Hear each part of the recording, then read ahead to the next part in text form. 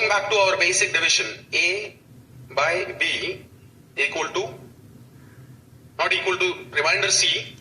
Quotient I am not writing here because that can have so many values. Now, using this very basic expression, now instead of rather than writing A as a number, or rather than writing N as a number, I can write it as, I can write that in terms of A raised to X also. In so many cases, because this is one way you will get a lot of questions. A typical remainder question will be of this format: 11 raised to 97 by 7, find the remainder. This itself, you can see enough number of times, remainder question. So, what is this? This format is nothing but A raised to X by B, find C. So this is what I'll explain first. What are the type of questions? What are the questions which you are supposed to solve in round 1? And how we can solve them fast. So A raised to X by B equal to C is what I'm explaining in this session throughout. And all the theorems and principles, and those names might be complex, but you need to understand they're all very basic if you learn in the right way. Fermat theorem, Chinese theorem, Remainder theorem, and there are so many more things which you'll understand. But if you try learning them in the conventional method, whatever be your source, whether it's Google or Wikipedia or any other institute material, you will find it very boring and complex. But we'll change that today. We'll learn them through just basic addition and multiplication and division and subtraction. Today's session is about A by B equal to C, or remainder C. Quotient also is something which we'll consider in some cases, but since there are more remainder questions which we'll deal with, I'm writing remainder here, R. This is not the answer, this is the remainder. So, or this is not the quotient. So to start, one basic thing which you need to understand is, when I write, so if I just write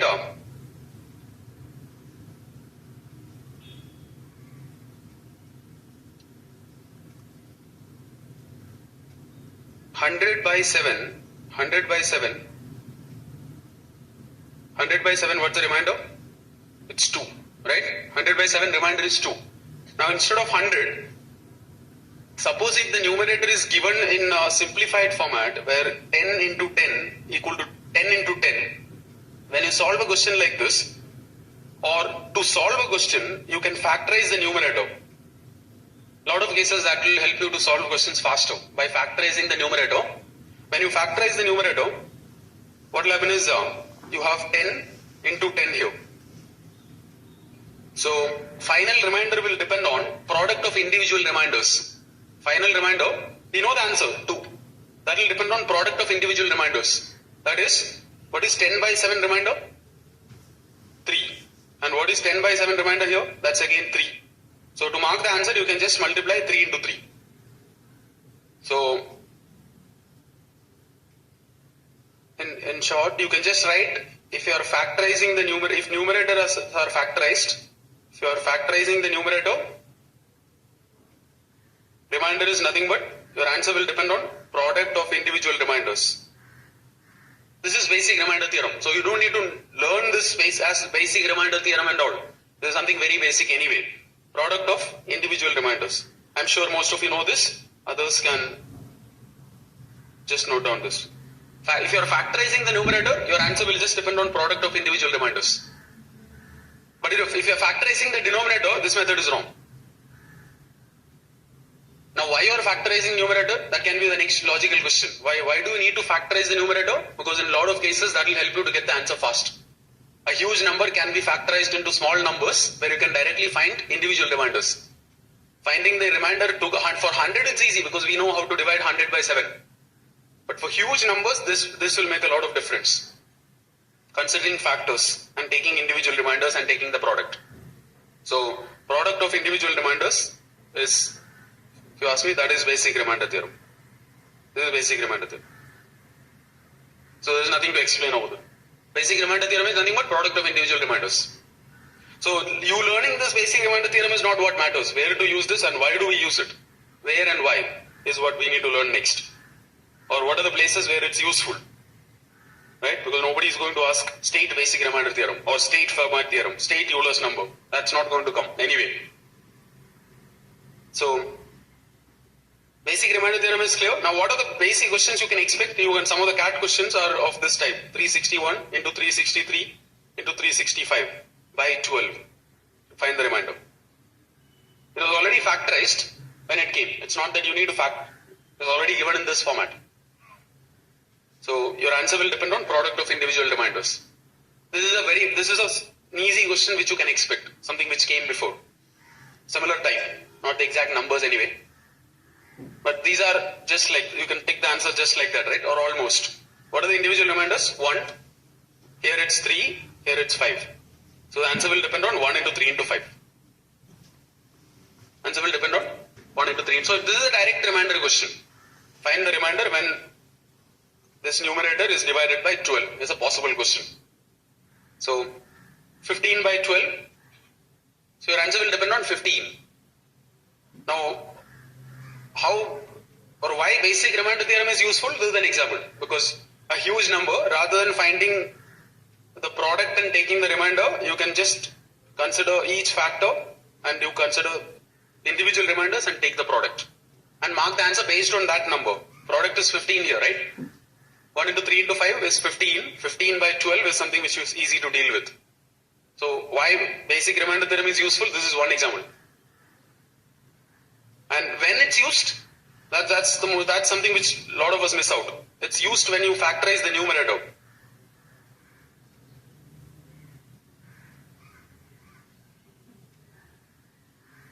One common mistake will be, again, you can make questions where you will be forced to make a mistake, is where if denominator is factorized, you won't make that mistake in simple questions. But in a complex question, you can see a lot of mistakes where when you factorize the denominator, you can't use this method. That's wrong. You'll be able to understand that with some basic examples itself. You can't solve 101 by 99 remainder. We know the answer is 2. But you cannot do this, right? 101 by 11 and 101 by 9. Here the remainder is 2. Here also remainder is 2. So answer is not based on product. So when you are factorizing the numerator, we can use basic remainder theorem. So this you can note down. So if you want to classify remainder questions, there can be 2 basic classifications. I'm sure most of you will know how to solve a lot of remainder questions. But what the important thing or the basic thing is, there are only 2 types possible. One method is when you factorize the numerator, other one when you are factorizing the denominator. And there will be a lot of cases where you can do both. So when you are factorizing the numerator, if you ask which method to use, I'll just write basic remainder theorem. Now what is basic remainder theorem? Very simple. Just take the product of individual remainders or sum of individual remainders. If you are not factorizing, if you are just taking it as a plus b plus c, then you will take sum of individual remainders. Now, when you factorize the denominator, that is also an interesting concept. You can have more questions based on the second part. That's when we'll use Chinese remainder theorem. Now, what is Chinese remainder theorem? Why? What is the reason? Why do we need to learn this theorem? And where we use this theorem is what I'll explain anyway in detail. So, right now, just note this down that when you are factorizing the denominator, methods are based on Chinese remainders. When you are factorizing the numerator, method is based on basic remainders. Now basic remainder theorem is just take the product or sum. Product of individual remainders. So this is something which we'll come back and discuss in detail. You will learn this in and out. Whether you are already familiar with it or not, it will become very, very basic. Almost as easy as this. It can't be easier than this anyway because there's nothing to learn here in basic remainder theorem. Now, so right now, even though this is very easy to use, what are the kind of questions where you can use basic remainder theorem is what you need to learn. That's more important. Right?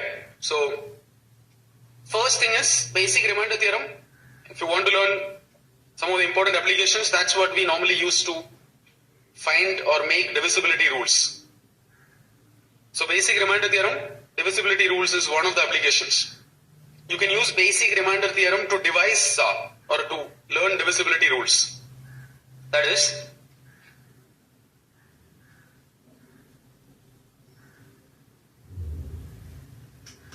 obviously you can use basic remainder theorem to solve remainder questions. So from an exam point of view, you have one application anyway. To solve remainder questions, you can use basic remainder theorem. That is, this is also a basic question.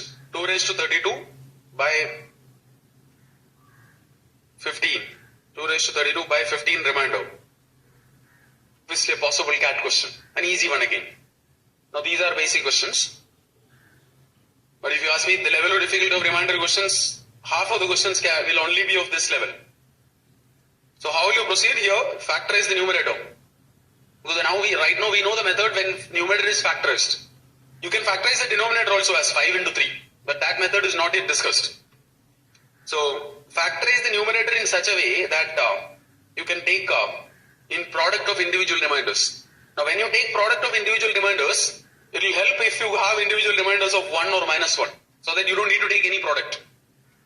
So logically if you think about it, what you are supposed to do is very basic. Look for a power of 2 which when divided by 15 where you can get a remainder of plus 1 or minus 1. Now why do you need to look for this? So that you don't need to take any product. Because product of 1, 1, 1, 1, 1, there is nothing to do. So to simplify calculation you need to look for something like this. Now why do we need to simplify calculation? Because you are supposed to solve this question in 1 or 2 minutes, not more than that. Right? It's not that you have 2 hours and do whatever you want and get the answer. So now this logic, you're looking for an individual remainder of plus 1 or minus 1. Why? If you ask me why, it's just to simplify calculation. So it's a calculation technique more than anything else. Now what are the different methods which can be used? Right now we don't know anything. So we'll not use manual or trial and error method.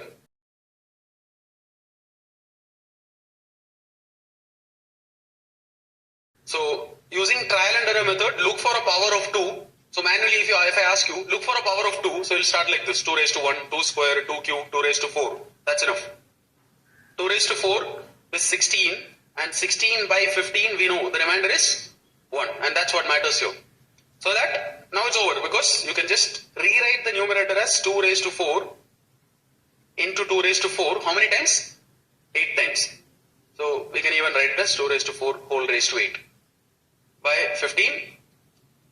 So we know the answer now. Answer is using basic remainder theorem. Now what is the basic remainder theorem? Numerator, what are the product of individual remainders? 1. How many times? 2 raised to 4 by 15, remainder is 1. Now how many times? 8 times. So 1 if you multiply 8 times, answer won't change. It will be 1 itself. Now why we were looking for a power of remainder of plus 1 or minus 1? You know the answer now. This is why. Because so that we don't need to multiply.